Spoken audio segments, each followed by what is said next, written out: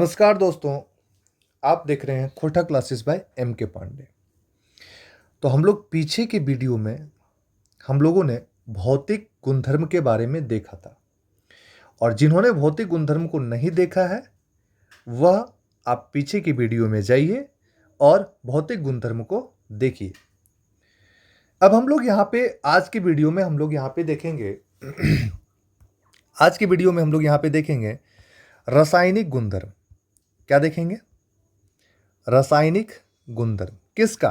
धातुओं का रासायनिक गुणधर्म देखेंगे। ठीक है, तो यहां पे क्या है कि आप देखिएगा कि 3.21 से लेकर 3.244 तक आप यहां पे रासायनिक गुणधर्म के बारे में पढ़ेंगे। ठीक है, किसके बारे में पढ़ेंगे? रासायनिक गुणधर्म के बारे में पढ़ेंगे। और इसमें आप हो सकता है कि देखिएगा यहां पे एक एल्युमिनियम आपका धातु है, कॉपर आपका धातु है, आयरन आपका धातु है और लेड भी आपका क्या है? धातु है ना? लेड भी है, मैग्नीशियम भी है और जिंक भी है और एक सोडियम भी है। ठीक है, इसके बारे में हम लोग क्या करते हैं, देखते हैं। तो सबसे पहला जो रासायनिक गुणधर्म है वो देखते हैं और वह रासायनिक गुणधर्म है कि धातुओं को अगर वायु में दहन करने से क्या होता है। अगर हम लोग धातु का वायु में दहन करते हैं तो क्या होगा। ठीक है, तो कहता है कि आप इसके पहले वाले क्रियाकलाप को अगर देखें, 3.8 क्रियाकलाप को देखें, 3.8 क्रियाकलाप को देखते हैं हम लोग, है ना? 3.8 क्रियाकलाप को अगर हम लोग देखें तो समझिएगा।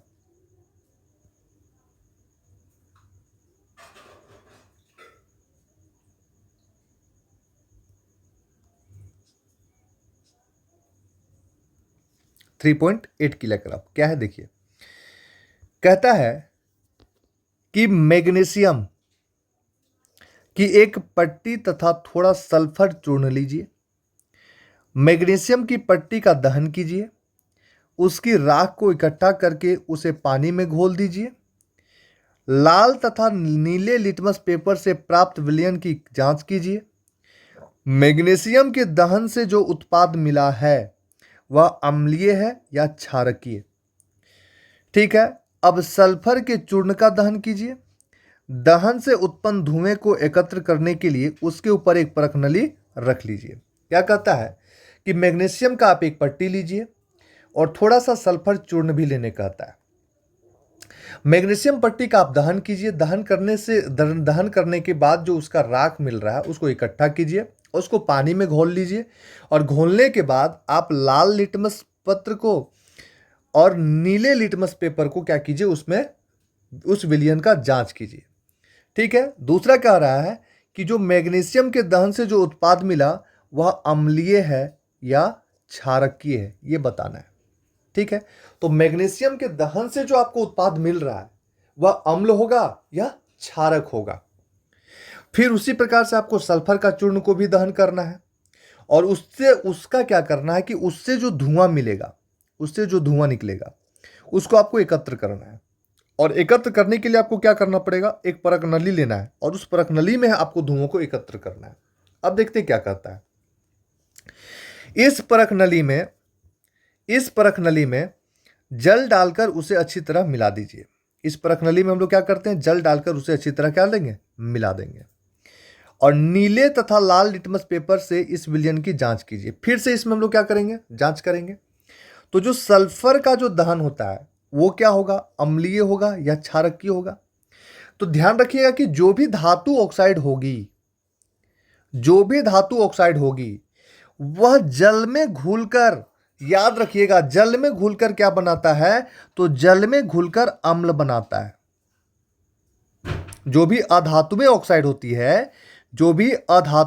होती है वो जल में घुलकर क्या बनाता है, अम्ल बनाता है। और जो धातु होगा वो क्षारकीय ऑक्साइड प्रदान करेगा। मतलब क्या है कि जो आपका अधातु है, जो आपका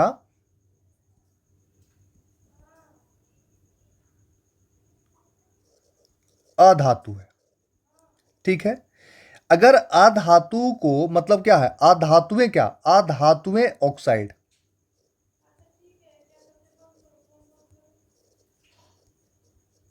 ऑक्साइड है। अगर इसको हम लोग जल में घुला दें, किस में घोल दें? जल में, तो ये क्या मिल जाएगा बाबू? इससे हमको अम्ल मिलेगा। क्या मिलेगा? अम्ल। और हम लोग अम्ल के बारे में जानते हैं कि अम्ल क्या करता है। अम्ल क्या करता है ये हम लोग अच्छी तरीका से जानते हैं।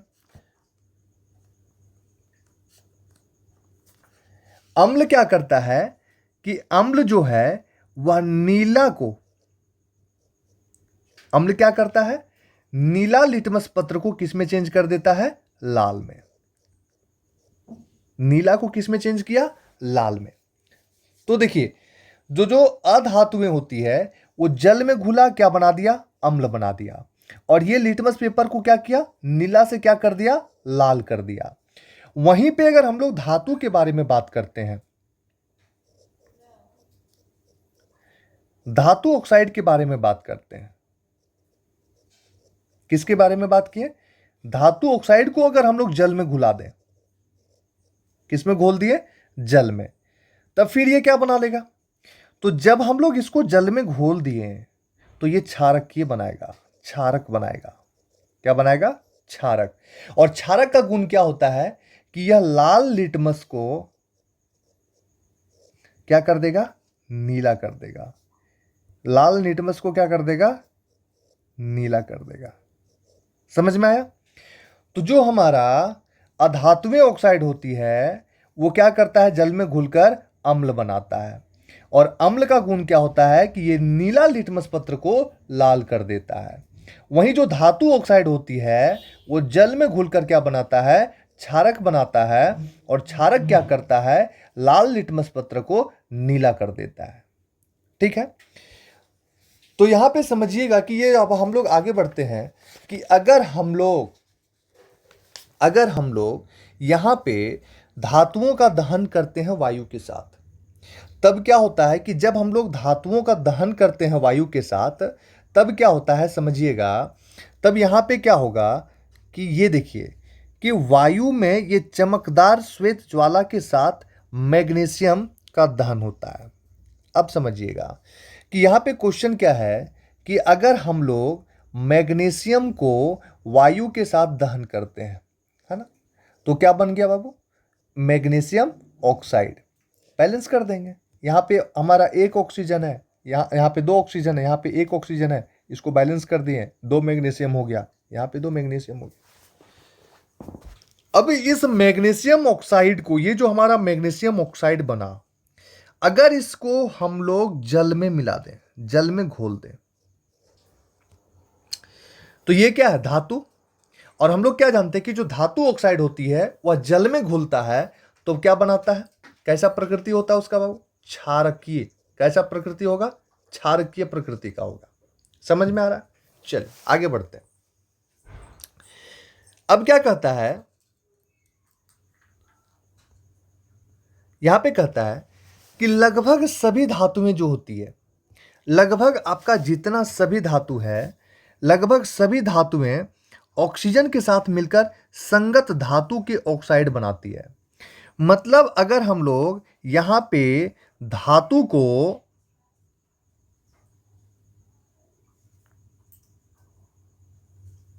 अगर हम लोग धातु को, देखिएगा, अगर हम लोग धातु को ऑक्सीजन के साथ अभिक्रिया करवाते हैं तो ये क्या बन गया? हमारा धातु ऑक्साइड बन गया।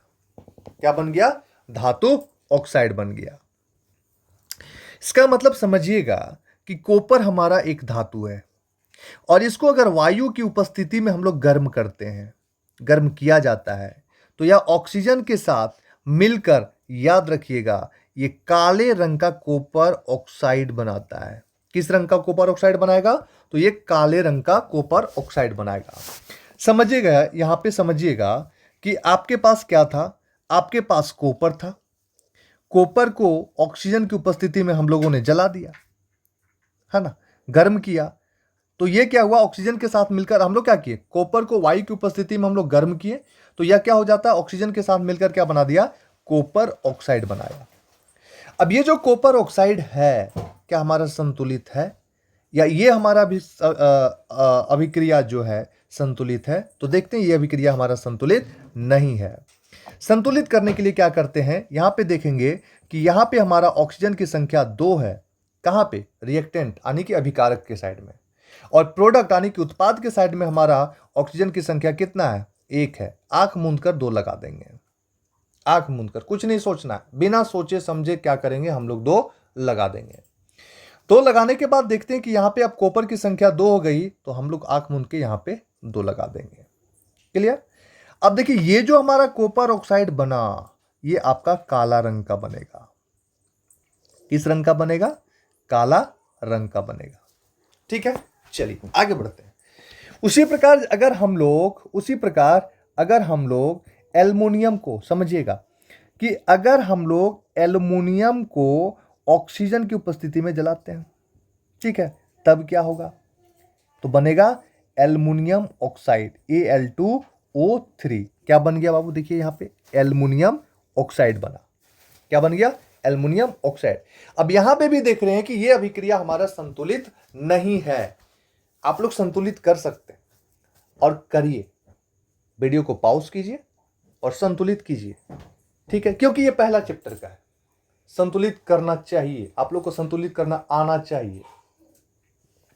ठीक है, तो हम लोग देखते हैं, संतुलित करते हैं।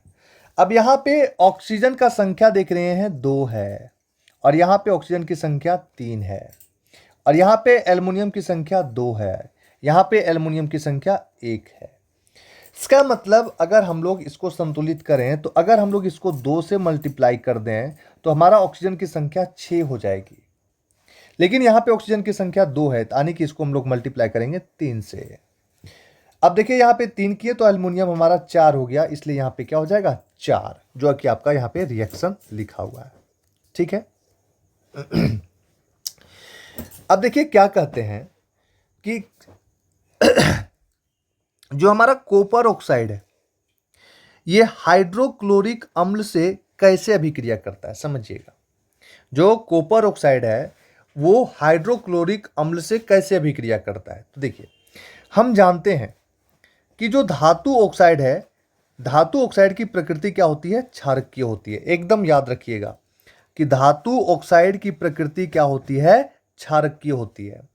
लेकिन एल्युमिनियम ऑक्साइड और जिंक ऑक्साइड जैसे कुछ धातु ऑक्साइड अम्लीय तथा क्षारकीय दोनों प्रकार के व्यवहार प्रदर्शित करते हैं।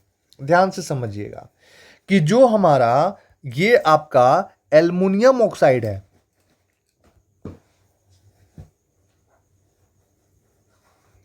क्या है? ये हमारा एल्युमिनियम ऑक्साइड है, और जो जिंक ऑक्साइड है ये क्या करता है? ये आपका अम्लीय प्रकृति को भी दिखाता है, और ये आपका क्षारकीय प्रकृति को भी दिखाता है। क्षारकीय प्रकृति को दिखाता है। ठीक है। अब क्या हो गया? तो ऐसे धातु क्या करते हैं, समझिएगा। ऐसे धातु जो होते हैं वो क्या करते हैं? ऐसे धातु ऑक्साइड से जो अम्ल तथा क्षारक दोनों से अभिक्रिया करके लवण तथा जल प्रदान करते हैं। अब समझिएगा कि यहां पे जो हमारा धातु ऑक्साइड है, ये देखिए धातु ऑक्साइड होगा, और ये आपका अम्ल हुआ। ठीक है, और ये क्या बन गया? एल्युमिनियम क्लोराइड बना, और ये क्या बना? जल बना। आने की क्या कह रहा है कि जो धातु ऑक्साइड है, जो आपका धातु ऑक्साइड है,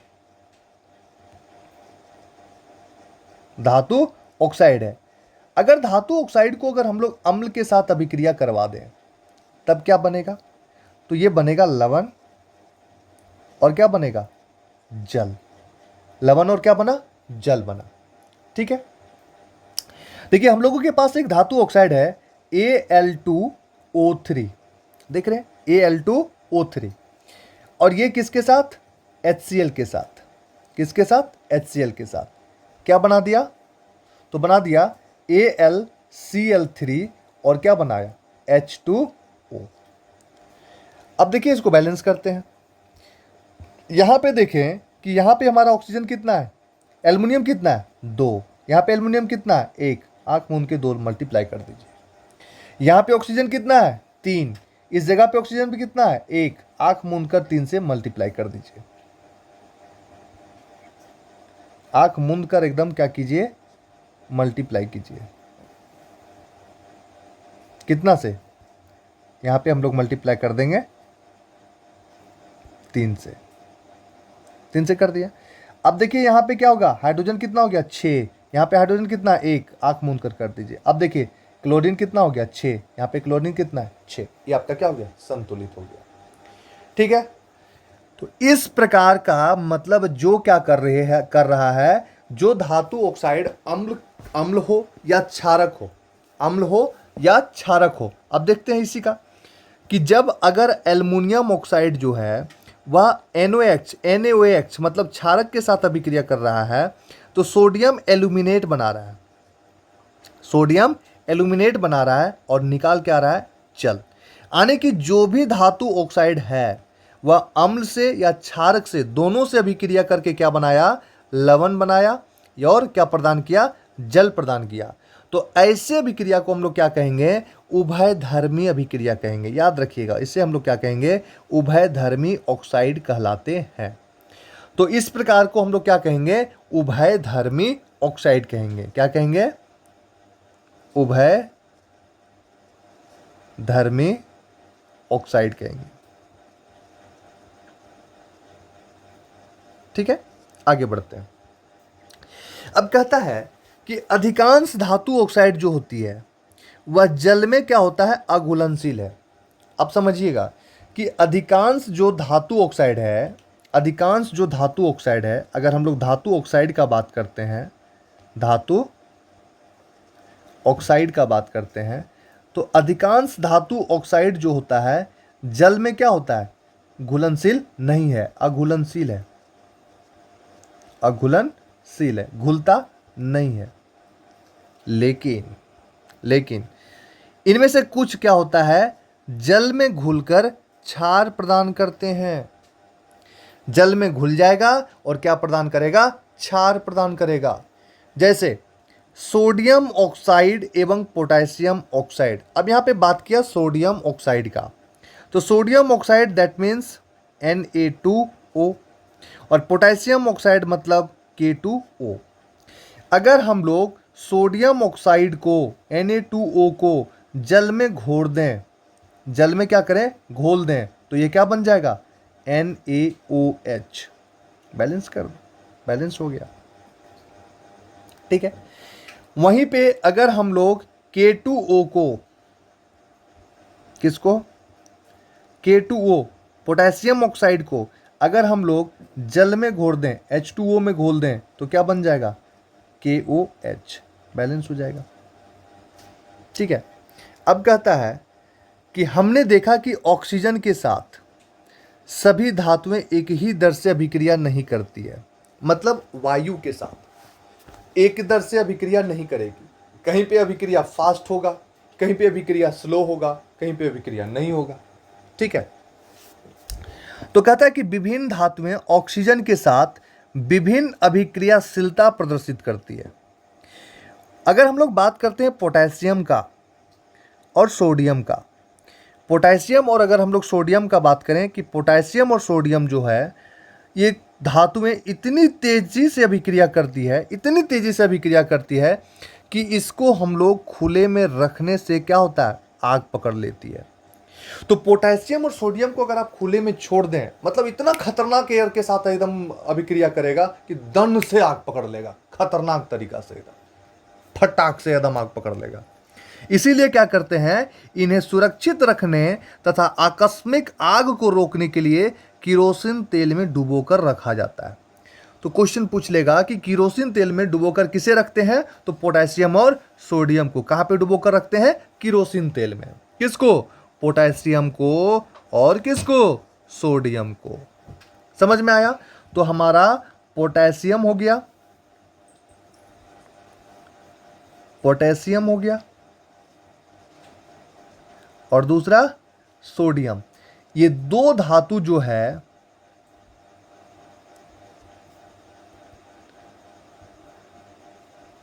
सोडियम, ये दो धातु जो है इसे हम लोग एयर में खोलकर नहीं रखते, एयर में छुट्टा नहीं रखते। इसको किस में रखेंगे हम लोग? तो इसको हम लोग इसीलिए, क्योंकि एयर में क्या होगा, धनाक से एकदम आग पकड़ लेगा, तो इसलिए हम लोग कहाँ पे रखते हैं इसको हम लोग रखते हैं किरोसिन तेल में। कहाँ पे रखते हैं?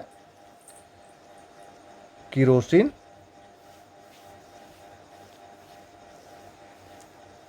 तेल में रखते हैं।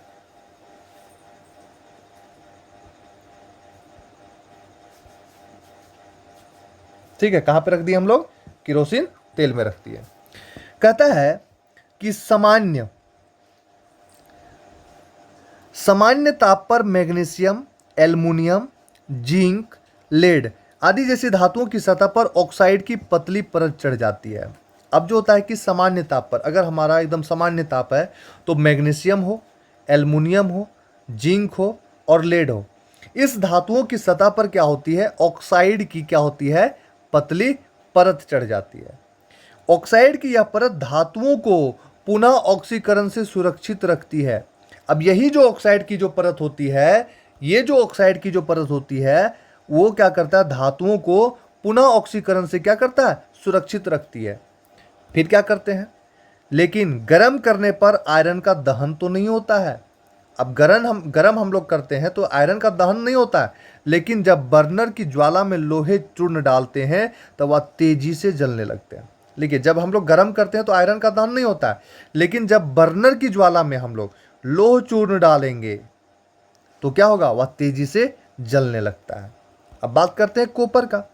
तो कॉपर का दहन तो नहीं होता है, कॉपर का दहन नहीं होगा, लेकिन गर्म धातु पर कॉपर ऑक्साइड की काले रंग की परत चढ़ जाती है। तो याद रखना है, कॉपर का दहन नहीं होता है।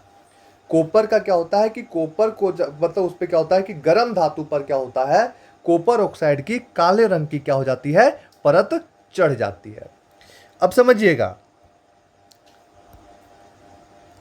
कि यहां पे जो सिल्वर है, यहां पे जो सिल्वर है और गोल्ड है, ये अत्यंत अधिक ताप पर भी ऑक्सीजन के साथ अभिक्रिया नहीं करती है या नहीं करते हैं। मतलब समझिएगा कि ये हमारा जो है क्या, सिल्वर और गोल्ड, Ag और Au है, ये कितनों भी ताप हो जाए ऑक्सीजन के साथ अभिक्रिया नहीं करेगा। अगर बोलें Ag ऑक्सीजन के साथ अभिक्रिया करेगा तो बोलेंगे नहीं करेगा। बोलेंगे क्या Au ऑक्सीजन के साथ अभिक्रिया करेगा तो बोलेंगे नहीं करेगा।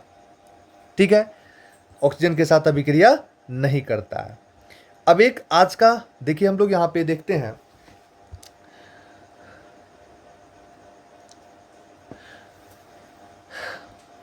चलिए।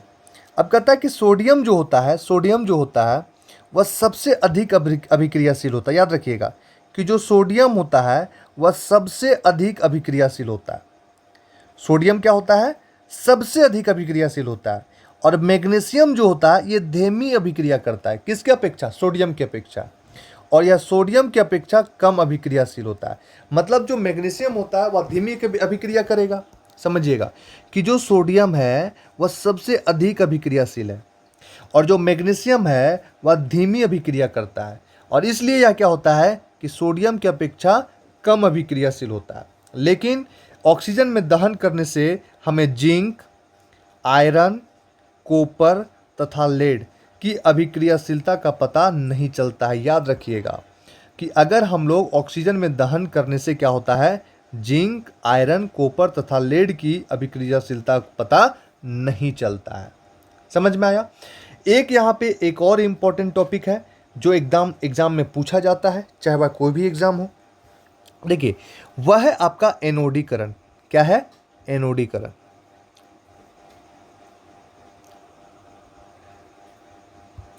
देखिए क्या है? एनोडीकरण। इस पे क्या होता है कि एल्युमिनियम पर मोटी ऑक्साइड की परत बनाने की प्रक्रिया है। तो एनोडीकरण क्या हो गया?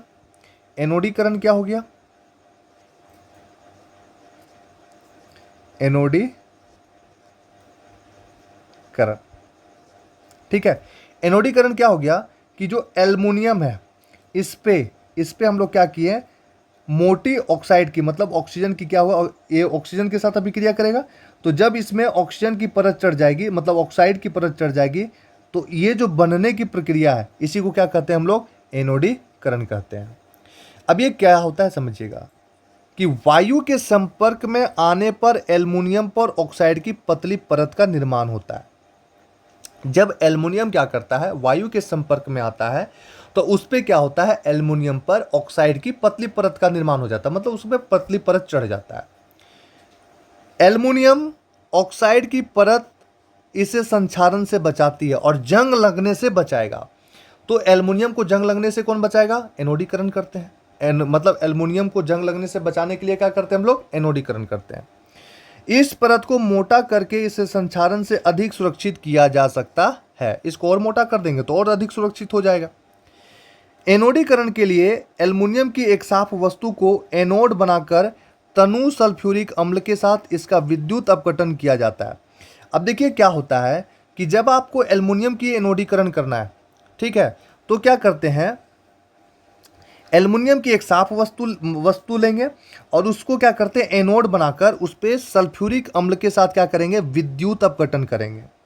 एनोड पर उत्सर्जित ऑक्सीजन गैस क्या होगा, एल्युमिनियम के साथ अभिक्रिया करके ऑक्साइड की एक मोटी परत बनाती है। मतलब क्या होगा कि एनोड से क्या होगा, ऑक्सीजन गैस निकला, वहां क्या करेगा, एल्युमिनियम के साथ अभिक्रिया करके क्या बना लेगा, ऑक्साइड की एक परत बना लेगी, मोटी परत बनाती है।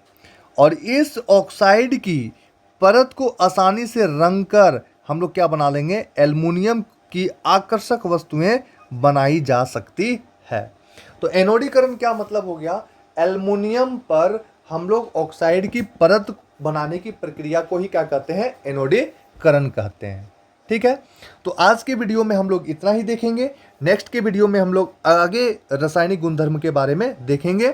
ठीक है, तो हम लोग मिलते हैं फिर अगले वीडियो में। तब तक आप लोग पढ़ते रहिए, स्वस्थ रहिए, मस्त रहिए और धन्यवाद।